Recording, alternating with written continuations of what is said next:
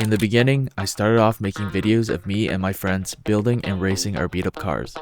Whether it was a lapping day, time attack, or endurance racing, I always knew we were in for a good time. Documenting these outings became a passion of mine. I love telling stories about cars and the owners and teams that built them. While racing is exhilarating, at the grassroots level, it requires a significant amount of do-it-yourself wrenching and some space to make it happen. A couple of years ago, we found ourselves a garage to store and work on our racing junk, but it was tough going, especially without heat and running water. In the coming year, I've challenged myself with an ambitious new project, a motor and transmission swap. This, coupled with a new podcast that I started with my friends, meant that I needed a new shop space to both work on my cars and a studio space to facilitate content creation. Luckily, I didn't have to look too far to find the perfect spot.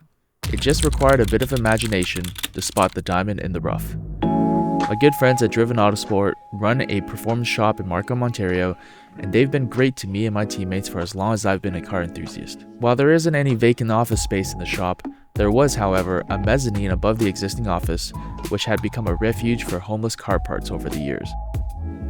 I pitched my idea to Enrique, the owner of Driven, to take over the space and a lift bay. Luckily for me, Enrique knew what I was all about and supported my vision, and we were off to the races. Good morning.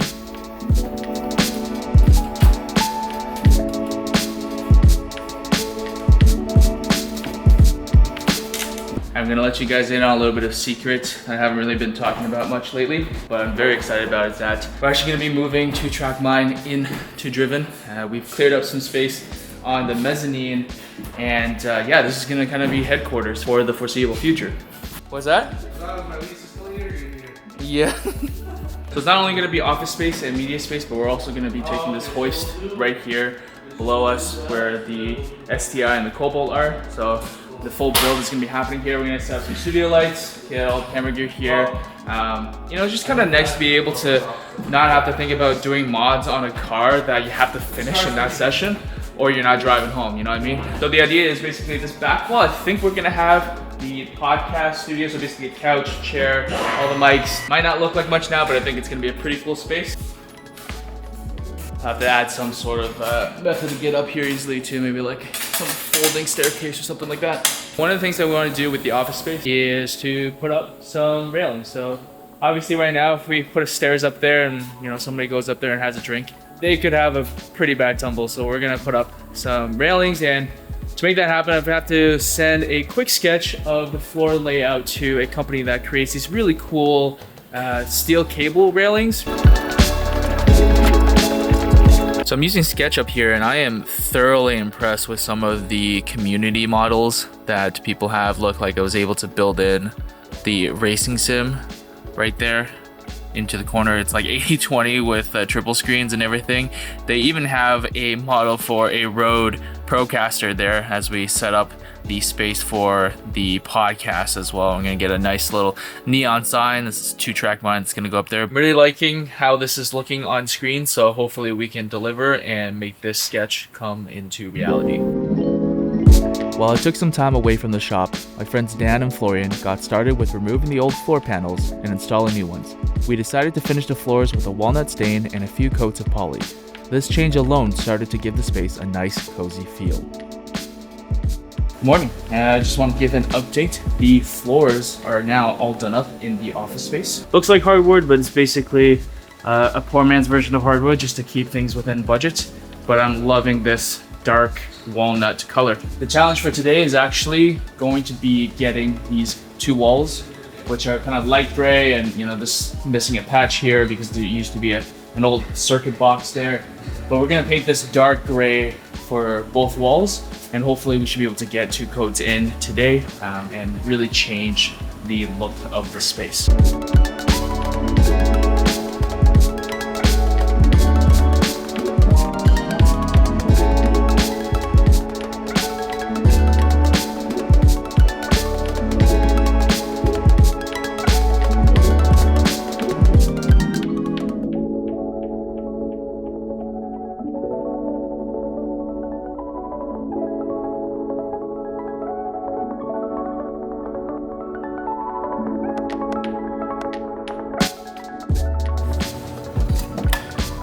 I gotta tell you guys, this reno is kind of kicking my butt, but we are making really good progress. As you can see, the ladder is finally up. We ended up doing a wall-mounted ladder, so as you can see, it actually doesn't hit the ground here. And the biggest advantage with a wall-mounted ladder is that you're gonna save a lot of floor space, right? It doesn't have to come off into the floor space itself. The issue is gonna be that, well, you're gonna need both your arms to be able to get up this thing, right? So that actually presents a problem in terms of being able to bring stuff up into the space. Luckily, we have that ladder there that you can kind of have at an angle.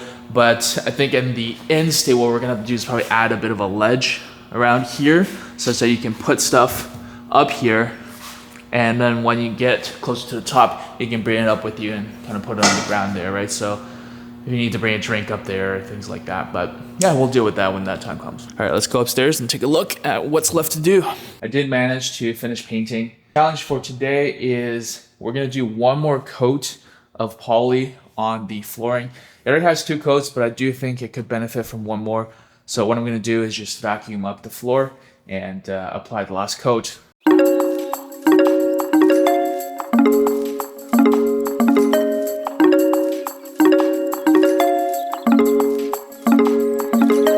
Okay, so we just wrapped up sealing the floor for the very last time, 3 coats. I don't think it's ever gonna look that clean again. Now I know the first time we put anything up here on this surface, it's gonna get all scratched up anyway. This isn't hardwood, it's pretty soft. But for now, let's just enjoy this finish. Last thing I wanna do for today, because we do have to wait for the floor to cure, is just to paint match the bracket floor. Just with planks. I just want to paint match the brackets, the yellow ones right now, to match the rest of the ladder. Obviously, it's not going to be ideal for visibility, but I do want it to be kind of tucked away. It's not really a working ladder, so the aesthetics matter a little bit.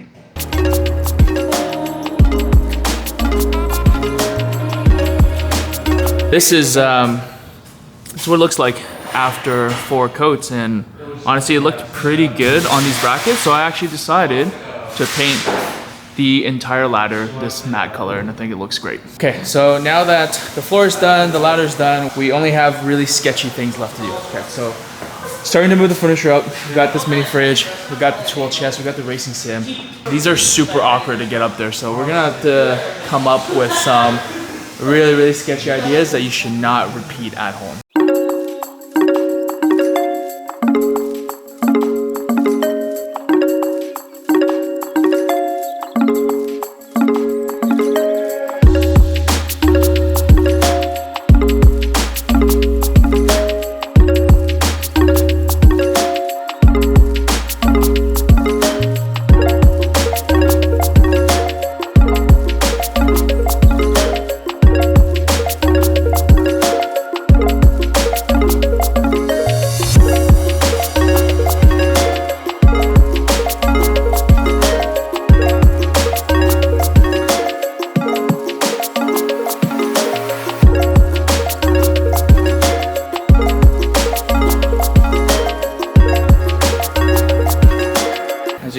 Everything heavy has made its way up into the mezzanine space, including the sim rig, which is probably like, I don't know, 300 pounds, tool chest, mini fridge, couch was easy. Can't believe it is already Thanksgiving, Canadian Thanksgiving, mind you. And yeah, it's gonna be a long weekend. Get back in here on Tuesday and start assembling everything and getting everything into its final spot.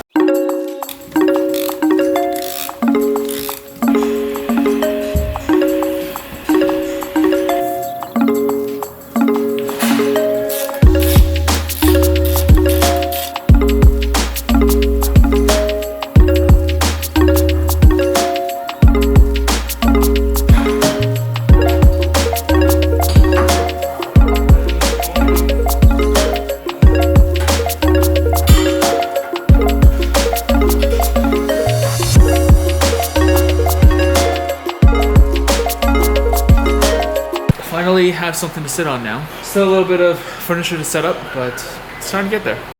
Plan for today is actually doing a little bit of design work for how we're going to be wiring up the office space up here. What we're actually going to try and do is 3 separate circuits for up here. And some of you guys are probably thinking like 3 is completely overboard, but remember what we got up here. We've got a full sim rig with haptics, a workstation. We've got a mini fridge. We're gonna have a studio set up for the podcast over here, and also gonna bring stuff like a water boiler and a espresso machine. All right, so how it's gonna work is the main connection, the breaker box, is on the other side there of this expanse, and we're gonna be running the 3 cables up into the rafters and over through this middle rafter here to the far wall, and it'll come down one 20 amp circuit to the right that will power this section all over here, and then one 20 amp coming down, one outlet there, one outlet there, one outlet there, so 3 outlets for this portion of the room, and then one 15 amp circuit that's actually just gonna run from the top. It's gonna split one outlet box here on that rafter, and then one outlet box on that rafter there. Now the main reason we want to have outlets on these rafters is that we can keep things off the floor when it comes to things like lighting. That's gonna save so much space up here, and I'm really actually quite happy that we have these pre-installed in this industrial space. Makes things a lot simpler to install and just clamp onto. Essentially, you look at these pieces right here, you can just use like a super clamp and attach a light, no problems, super sturdy, and you don't have to worry about getting in the way on the floor here. Here's a fun little gadget. It's a laser distance measurer. And so that red dot over there is about 8 feet away. A beam to wall is about 15 feet. Probably a bit overkill, but since I'm not going to be here, I just drew out wiring diagrams for the guys to use on Saturday, so it just speeds things up, and they don't really need to second guess themselves in terms of how things should be routed. Are you the apprentice electrician now? I'm apprentice of everything. How does this electrical work these days? Perfect. Yeah? No issues. No issues? No complaints either, right? Oh, okay. My vision for the space was starting to come to life now that many of the large furnishings were in place. As a young kid, I was always taken by Han's garage in Tokyo Drift. This space would be my take on that iconic layout. Twink, get this man a bunk. So the goal for today is actually we're going to be installing the ceiling lights. So I ended up getting 3 sets of 5 hex LEDs. Now originally the way that they're designed to be built is essentially like, in a dice, the 5 dots orientation.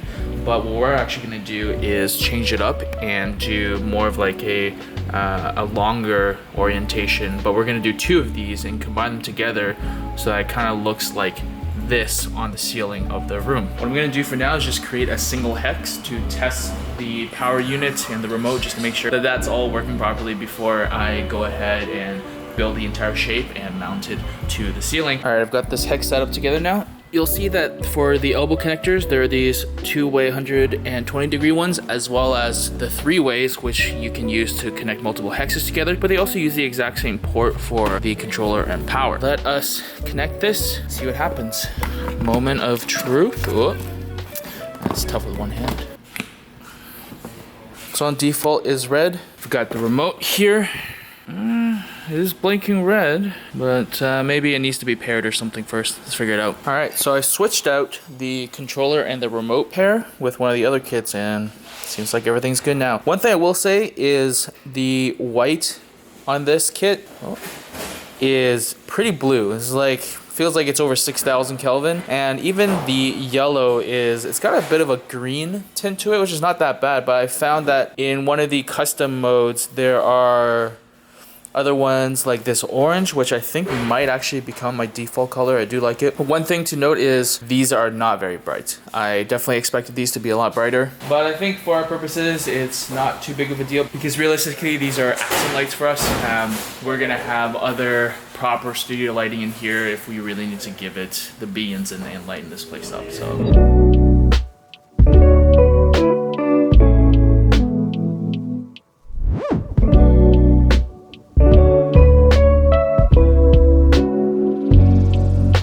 The tethers are actually pretty easy to set up, and I can pre-configure it to the length that I want. I'm gonna leave the excess on there for now, just so that I have some adjustment once we get it up into the ceiling. Some of the main points in the center, I'm just gonna do the center ones, and then some of the extremities, we don't actually have enough tethers to do every single hole that this comes with, but that would be overkill anyway.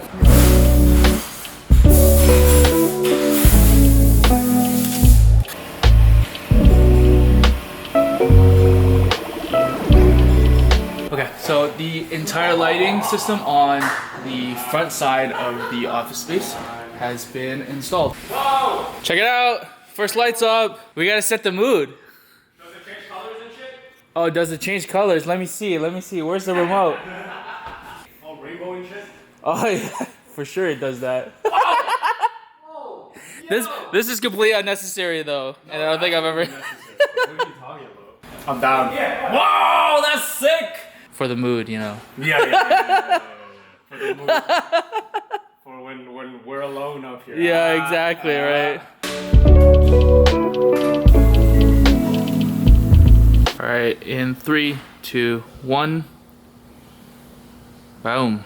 The next order of business is going to be moving some of the items in the space into their final locations. Biggest thing right now is the triple monitor stand for the sim. Going to tidy up this crazy wiring mess over here. Get it over to the final location, which is going to be against this wall where the sim is oriented there. The triple monitors are now close to where it's going to be in its final position. Kind of nice that if you're playing on the sim, you can still say hi to people coming into the shop, because the drivers are going to, or the drivers are going to come in on the left side here. This is actually going to be in the way now, and plus I'm right-handed, it'll be better just to move both these devices over to the other side.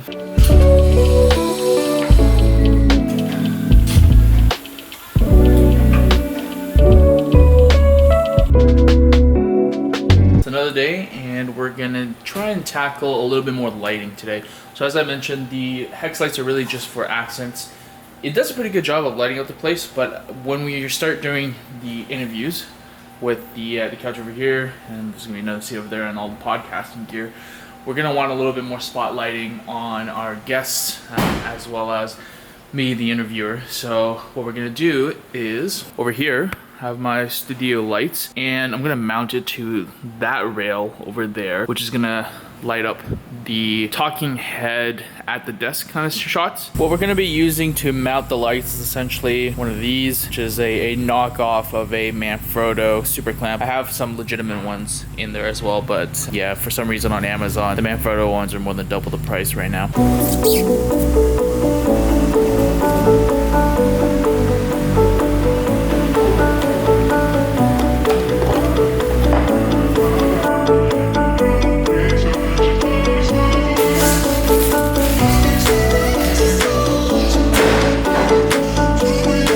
Pretty happy with that placement. It can point right to the desk. We're gonna add 2 more smaller lights here that'll point towards the couch. Boom. Looking pretty good. Got the 2 spotlights set up now. There's one up here that's gonna be pointed towards the guest. Another one over there that's gonna be pointed towards me, the interviewer. And as you can see, they're RGB lights, and you can do stupid stuff like that. Yeah, I don't know if we're ever gonna use it like that, but I don't know, maybe dance party sometime. So if you take a look at the edge trim here, it is just under 4 inches there. So if you know anything about standard wood lengths and dimensions, this is a 2x4 underneath, and unlike its name, it's actually only 3.5 inches. What's making it closer to 4 is the metal cover on top. So what we need to do is actually just add some slots to the holes in the posts, make the bolts come in set a little bit more. We're only gonna nudge it a little bit, so I don't think it's gonna make too big of a difference. Alright, so as you can see, what I've done here is masked off the base plate, and this just basically will help me, you know, quote unquote color inside the lines here. We're just gonna slot these holes in about, I don't know, a little bit less than ½ an inch there, just so that we have a little bit more clearance, and the lags are gonna go more centered into that 2x4.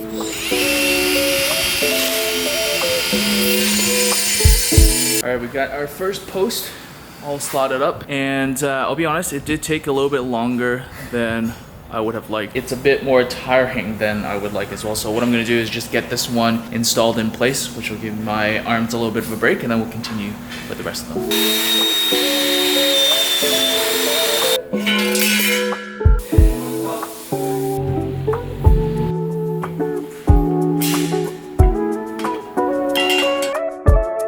Okay, so challenge for today is gonna be getting top rail done. Now, for the past couple of days, I've kind of been waffling a little bit on exactly what kind of material that I want to put on top because unfortunately this kit, it wasn't complete. They don't offer a top rail for this, but they do give you some universal mounts with the top. So a couple of days ago, it kind of just hit me. Why don't I just use aluminum extrusion similar to what's on the Sim chassis there for the top rail? So what we got today is exactly that, 80-20 aluminum extrusion.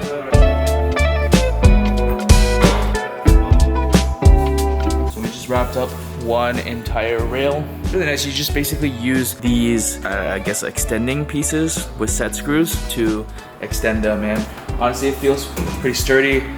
That's, I guess, the nice thing about aluminum, even though it's very thin, it's actually pretty solid. The way the stainless steel cable is gonna work is that we're gonna crimp the cable ends into what is essentially a tensioner, basically a rod with 2 nuts on the end, and they're gonna slide through the holes on the ends. Cable's gonna go through, and on the other side, we're just gonna tighten here to make it nice and straight. Kit does come with these nice trim pieces. Hopefully, will fit right into, boom, the holes.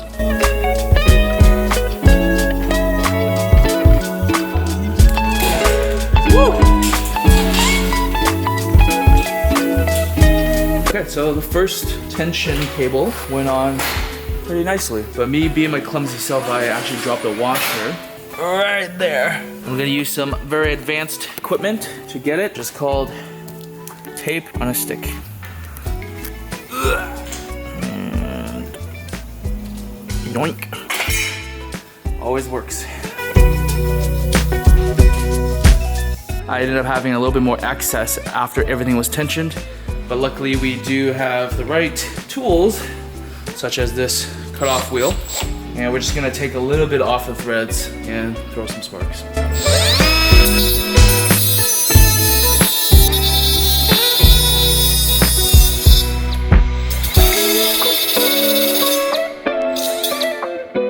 And that, my friends, is one completely finished stainless steel cable railing. With the experience of finishing the first side, I made light work of completing the second section of railing. Painting this back wall was probably one of the most annoying and difficult things I've done. Well, I've decided to ruin it. So over the weekend, Costco was running a sale on these really cool wooden slat panels, and essentially it worked out to be just about $10 for a 60 centimeter or 60 centimeter square. All right, so we've got the first few slats on. Honestly, it's looking pretty good. I did have to bust out the laser level just to get it as straight as possible. Of course, we're gonna have to cut around some of these weird shapes, like the beams, something that juts out there, the pipes down there.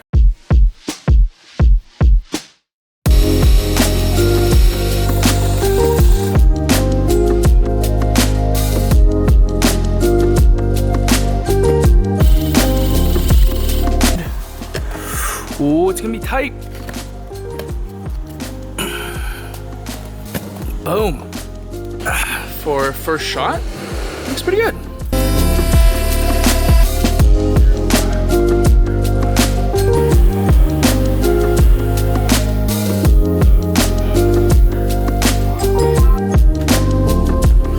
So I was totally expecting to have to just patch around this, but I was actually able to just pull the pipes forward a little bit and tuck panels behind there so that it's actually completely edge to edge. There's not a single gap in this entire wall.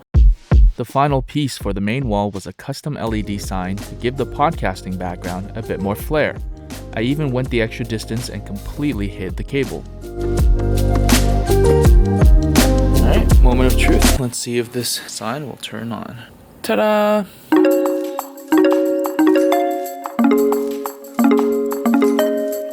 With the wall completed, I can finally work on the finishing touches for the rest of the space.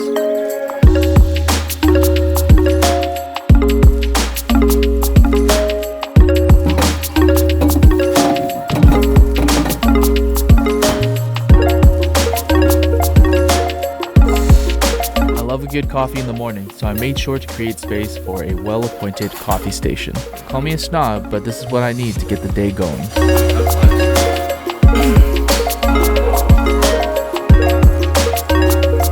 With the podcasting setup done, the 1.0 version of the 2-track Mind Studio was complete.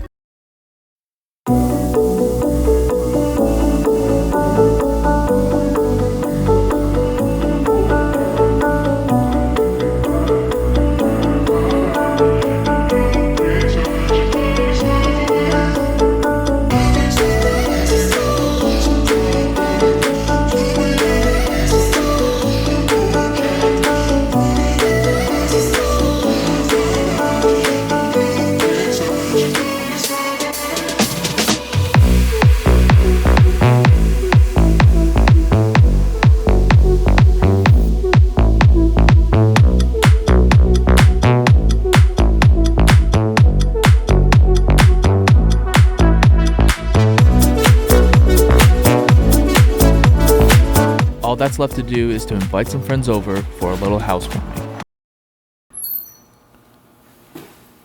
Dude, the lights. Octagon. Mood lighting? Yo, this is sick. Except I might die climbing up this thing.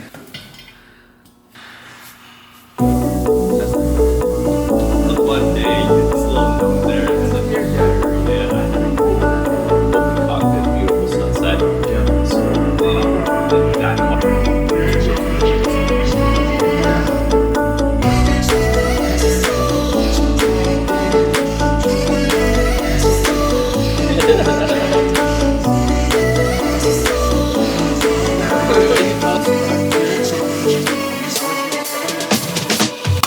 I think that's a wrap. Thanks for joining me on this build. It's been an absolutely incredible journey, but what I'm most excited about is what lies ahead. If you made it this far into the video, I'm super grateful and you might enjoy what's to come the next few months. Consider subscribing, dropping a like and a comment, and I hope to see you guys all on the next one. Later.